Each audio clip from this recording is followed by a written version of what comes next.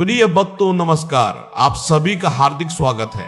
इस पवित्र भक्ति सत्संग में आज हम वैष्णव भक्ति के जरूरी नियमों पर बात करेंगे जो भजन को शुद्ध रखते हैं और पाप से बचाते हैं। ध्यान से सुनिए भक्तों, एक सच्चा वैष्णव जो दीक्षा ले चुका है उसे विवाह के भोजन से दूर लेना चाहिए, क्योंकि वहां बहुत अपवित्रता होती है और भजन की हानि हो जाती है। राजा का दिया हुआ भोजन, गृहस्थ का दिया हुआ भोजन और भगवत जनों का दिया हुआ भोजन, इनको नहीं लेना चाहिए, वरना भजन बिगड़ जाता है। व्यास आदि में भी भोजन नहीं करना चाहिए। जहां तक हो सके कोशिश करो, अगर आप वैष्णव हो तो केवल भगवान को समर्पित किया हुआ भोजन ही खाओ।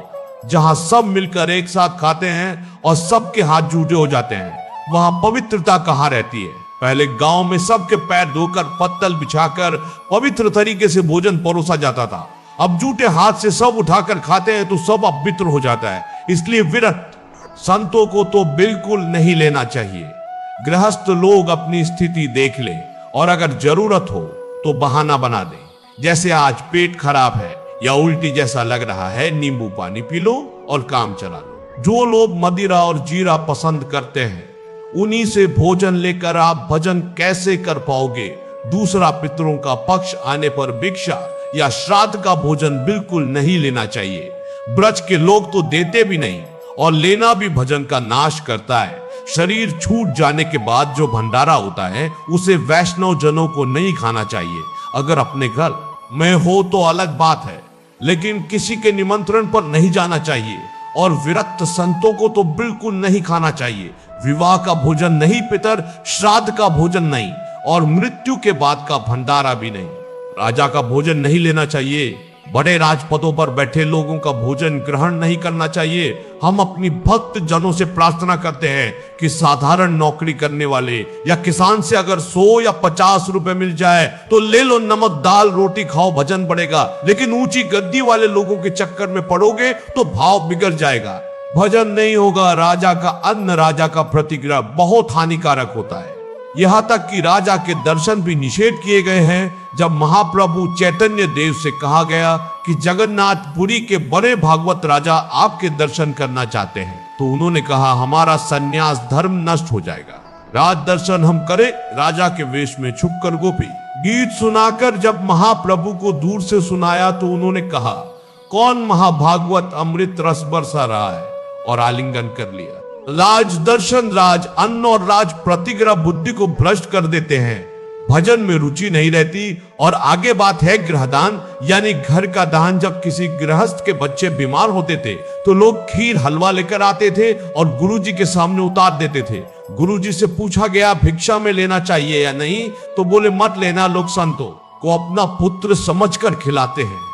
जैसे पुत्र ने खा लिया वही सौभाग्य संत ने पा लिया। सारे अमंगल नष्ट हो गए। इसलिए खान पान में बहुत सावधानी बरतनी चाहिए। विवाह का भोजन, श्राद्ध का भोजन, पितृपक्ष का भोजन, एकादशी श्राद्ध का भोजन, मृत्यु के बाद का भंडारा, राजा का भोजन और गृहदान, इन सबको लेने से भजन की पक्की हानि होती। जो लोग ग्रह नक्षत्रों का दान पुण्य करते हैं उन्हें घाट बाट, चौपाल, चौराहा, देवालय, हाट बाजार, मशान और सराय जैसे स्थानों में भजन नहीं करना चाहिए। घाट पर जहां स्त्री पुरुष स्नान कर रहे हो वहां भजन करने से भजन नहीं होगा, बल्कि उपद्रव होगा और आंखें चंचल हो जाएंगी। जहां स्त्री पुरुषों की भीड़ हो, स्नान हो रहा हो या जहां से लोग रास्ता बनाते हो वहां नहीं बैठना चाहिए। चौराहे पर, मंदिर में, बाजार में, स्मशान में और सराय में जहां लोग संगोष्ठी करते हो वहां भी नहीं बैठना चाहिए। इससे भाव दूषित हो जाता है, भजन नहीं बनता। तो फिर भजन कहाँ करे? नदी किनारे, पहाड़ की चोटी पर या बाग में जहां कोई नहीं आता, कोई स्नान करने नहीं आता, ऐसे एकांत स्थानों पर बैठकर भजन करो। विरक्त संतों के लिए तो यह बात है, माता है, बहने समाज के साथ रहे। जहां लोग आते जाते हो, 4 लोग बैठे हो, वहां भजन कर सकती है। लेकिन एकांत में, दूर नदी किनारे या पहाड़ की चोटी पर जहां जनसाधारण नहीं जाते, ऐसे जगह पर चित्त को प्रभु में लगाओ तो भजन बहुत बढ़ जाता है। और सबसे ज्यादा भजन की शक्ति आती है भगवान के प्रेमी भक्तों के संग में बैठकर भजन करने से। एक बार गौशाला में भजन करो तो उतना संग में करो। गुरु चरणों के पास भजन करने से अनंत गुना फल मिलता है। गुरु चरणों की समीपता का मतलब है अपने गुरुदेव की पादुका को पास रखना। गुरु की पादुका साक्षात गुरु जी का सानिध्य है। जब भरत जी ने कहा कि प्रभु हम सब आपके अभिषेक के लिए आए हैं, आप जैसी आज्ञा करें, तो भगवान ने कहा भरत जैसा तुम कहोगे वही होगा। जब सारा भार भरत जी पर डाल दिया तो भरत जी ने कहा प्रभु जिस तरह आपका मन प्रसन्न हो वही कीजिए। भगवान ने कहा हम तो पिता की आज्ञा का पालन चाहते हैं। तो भरत जी ने पादुका मांगी और 14 वर्ष तक पादुका को सिंहासन पर विराजमान करके राज किया। ऐसे ही गुरु चरण पादुका का सानिध्य और निरंतर भजन अनंत गुना फल देता है। जो उपासक अपने गुरुदेव और भगवत भक्तों को सबसे बड़ा मानता है, त्रिभुवन में उसी का भजन सिद्ध होता है। भजन ना करने वाले के मन में दुनिया के प्रपंच आते रहते हैं। गुरु साक्षात परम ब्रह्म है। पृथ्वी सबसे बड़ी है, समुद्र उससे बड़ा है। अगस्त मुनि ने अंजलि में समुद्र पी लिया। अगस्त मुनि भी सूर्य के सामने छोटे पड़ जाते हैं। सूर्य भगवान के नेत्र के प्रकाश से चमकता है और भगवान भक्तों के अधीन है, इसलिए सबसे बड़े भक्त है। जो गुरु और भक्तों को सबसे बड़ा मानता है उसके सारे दोष नष्ट हो जाते हैं और वह भगवान को प्राप्त कर लेता है।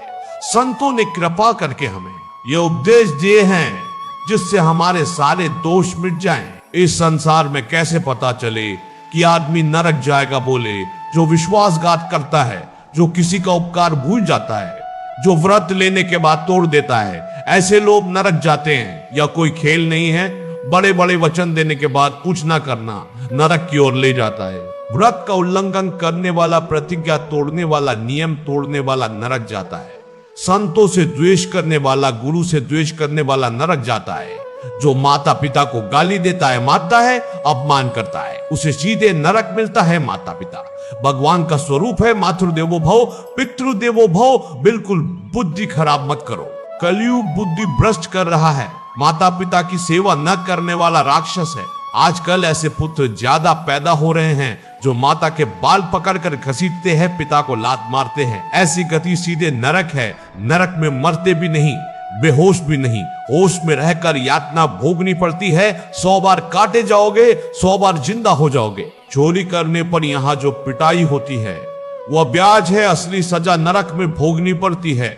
जो माता पिता का त्याग करता है, उन्हें दंड देता है, गाली देता है, अपनी पत्नी को बिना कारण दंड देता है, कला मचाता है, ऐसे पुरुष नरक जाते हैं। जो सज्जन पति को छोड़कर दूसरे का अनुसरण करती है, ऐसी स्त्री भी नरक जाती। जो गुरुजनों को कठोर वचन बोलते हैं, उनकी आज्ञा नहीं मानते, उनका पोषण नहीं करते, जो देवता ब्राह्मण और गरीबों का धन छीन लेते हैं, ऐसे लोग नरक जाते हैं। जो मदिरा पीते हैं, जुआ खेलते हैं, साधु का भेष धरकर पाखंड करते हैं, वे सीधे नरक जाते हैं। जो दूसरे जीवों को मारकर पकाकर खाते हैं, वे भी नरक जाते हैं। यह भारत धर्मात्माओं का देश है। यहाँ जीव हत्या महापाप है। जो सत्कर्म का संकल्प लेकर नहीं करता, जो दूसरों को कष्ट देता है, शास्त्र के विरुद्ध चलता है, गुरुजनों की निंदा करता है, दान देने वाले को भड़का कर रोकता है, अनाथों को पीड़ा पहुंचाता है, ऐसे सभी नरक जाते हैं। जो ऊंचे कुल में जन्म लेकर भी पापाचरण करता है, संध्या नहीं करता, मनमानी करता है, वो भी नरक जाता है। जो भगवान को गाली देता है, नास्तिक है, धर्म की मर्यादा तोड़ता है, कामी पुरुष दूसरे की स्त्री या पुरुष के साथ दुराचार करता है, वो भी नरक जाता है। ये भागवत कानून है, भगवान का बनाया हुआ है, इसे भोगना ही पड़ेगा। जो दंभ करता है, दान देने की बात कहकर पलट जाता है, चुगली करता है, अभिमान में गरीबों को सताता है, झूठ बोलता है, दूसरों का धन हड़पता है, बेकसूर पर कलंक लगाता है, पराये सुख देखकर जलता है, पशुओं को जलाकर मारता है, ऐसे निर्दयी लोग नरक जाते हैं। जो पराई स्त्री को फुसलाकर दुराचार करता है, जो कुआं बगीचा पोखर को अपवित्र करता है, जो देव स्थानों की जमीन हड़पता है, बच्चों को चुराता है, अतिथि को भोजन दिए बिना खुद खा लेता है, संन्यास का संकल्प लेकर आश्रम को कलंकित करता है, मित्र से दगा करता है, ऐसे सब नरकगामी होते हैं। इसलिए हम भगवान का आश्रय लेकर नाम जप करें, सुधार करें, ताकि नरक ना जाना पड़े, इसी जन्म में भगवान की प्राप्ति हो जाए। नाम जप से सब संभव है। संकल्प लो कि अब गलती नहीं होगी। अगर गलती हो गई तो भगवान कृपा करके माफ कर देंगे। राधा वल्लभ लाल की